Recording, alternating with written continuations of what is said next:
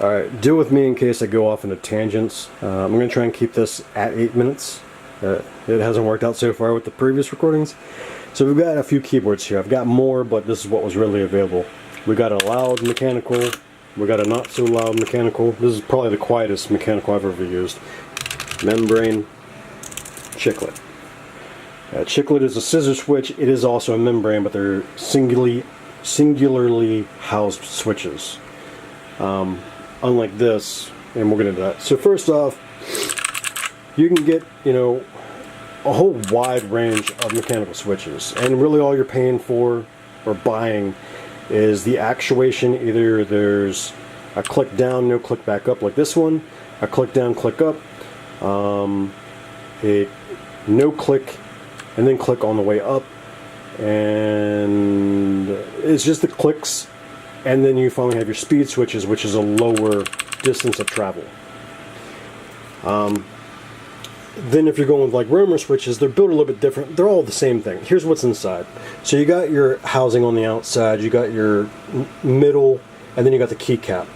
So basically all that's happening here is you've got a flat contact that goes down to two contacts that aren't touching. You push this down, which the actuation force is done by a spring, and then the flat piece makes a joint to contact those two things. And that's all any of these do. This is built differently than these though, because the contact point on this is most likely going to be copper with nickel plating, or a nickel switch, contact pads, or copper with gold. It doesn't really fucking matter. None of those are going to help you out. But why these switches? I'm going to go over why the switches themselves are not made for gaming. They're not even good for typing on. These keys are fucking terrible. All of them. And here's why. So each one of these are individually housed.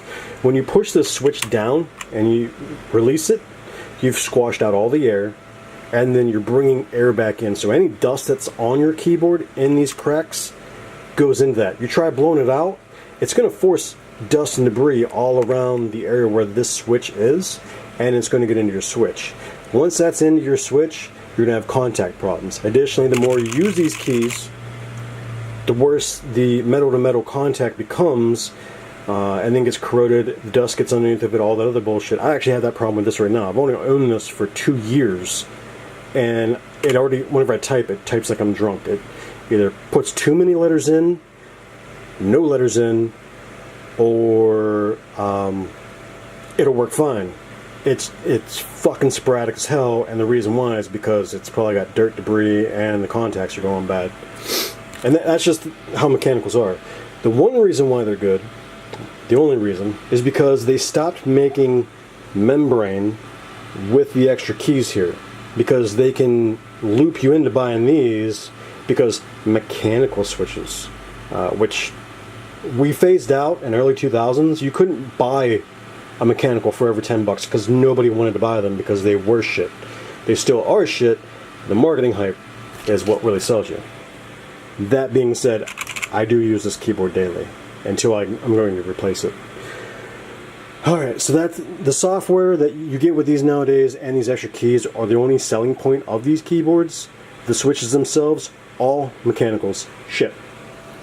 Membrane, when people talk about these being worse than mechanicals, every time you see an actual comparison online of any tech company, you see them comparing like an $8 one of these to a fucking $170 one of these. Like, apparently there's going to be a fucking difference. If I spend $5 on a pair of jeans, no, let's just say computer parts, I could spend $100 and let's say $10 or even $90 on a liquid cooler or a radiator all-in-one system, or I could go with a custom loop. I know this is fucking terrible looking and spaghetti-ish. I'm in the process of 3D printing. Well, I gotta fix the 3D printer. I'm gonna get a lot more cooling with this. I can't compare this to an H100. That's just fucking stupid.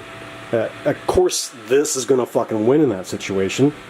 I can't compare, a $20 RAM stick with a fucking $150 RAM stick. It doesn't fucking, it's stupid. So they always compare these really, like this is $8. I couldn't fucking do a review in comparison. It's just lazy, stupid work. These, though, however, whenever it comes to the dust, debris, and all that stuff, you're never going to get the issues this has. First off, the keycaps themselves in here have graphite, so they don't wear out. You don't really get that with these. All of these are going to be in metal, and they're going to have issues. So what happens right underneath this top of the clamshell, I'm calling the top and the bottom of the clamshell of this keyboard, there's a silicone pad the whole fucking way across. And then you got nipples underneath of each one of the buttons. So what happens here is when dust and debris gets down in between these keys, they can't get to the actual actuation of the key unless they travel underneath the silicone and then in. At worst case scenario, these buttons are going to start acting up if there's dust and debris in there. And all you do for that is you just take clamshell apart, you take this out, and you just wipe it all down. You put it all back together. You could pour an entire can of Coke into this thing and still be able to use these fucking keys, because that's fine. Now if I get Coke into this shit's fucked, because that goes straight down to a PCB. There's no fucking protection, and you gotta take it apart. You gotta hope that the shit didn't get inside the key, otherwise that's fucked.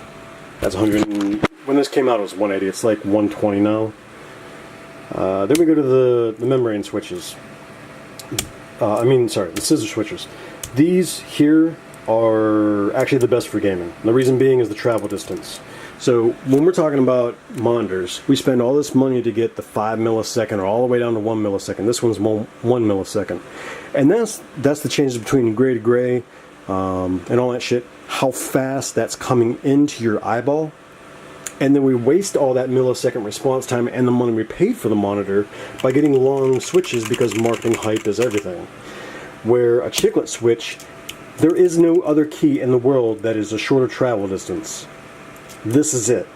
These are membrane, they're self-contained membranes. Like you can see that little round dot there, which the nipples actually broke off, I think. I actually gamed on this for at least 3 years. And it traveled with me a lot. That's why that switch is broke off, shoving it in and out of my book bag. I wouldn't recommend using a solar keyboard that's also wireless, but being a broke bitch, that's what I had. So this is what I gamed on. And when I moved, that key is actually coming on. Oh, yeah. See, there's the nipple right there. This thing's been beaten up quite to hell and back. And all it denotes that it's a scissor switch, I don't know if I can get all the way into that, is the way that it connects. You can see a little thing there, a little thing there. And what it does is it does a scissor action for the switch to come down. That's why it's called scissor switch. So there you have it. What I would recommend is, if you don't have to have these extra keys, which I don't even fucking use them really. Maybe a Logitech G213. It's a membrane. It's got RGB. I don't know if there's software to go with it. My son has one. I gave him a keyboard that was loud like this because he wanted a loud fucking keyboard, and then he hated the shit out of it. And then we got him the G213. I was like, yeah, you're not gonna like a fucking mechanical. It's entirely too goddamn loud. But that's your information. What you got to do is figure out if you want to be fucking annoying with your keys and go tone deaf from that. If you want to be a little bit quieter, what kind of response you want from that key, how much travel distance you want, and then how dusty is your place. Are you going to replace your keyboard in 1 year because you've got a ton of dust buildup? I've tried to keep this motherfucker as clean as possible, and 2 years is the max I could get out of it.